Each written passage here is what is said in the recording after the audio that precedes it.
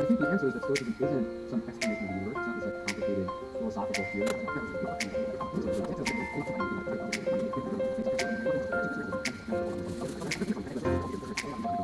is what let's put the work is, let's focus on it, let's make it a priority, and then let's try to build a life or a style. So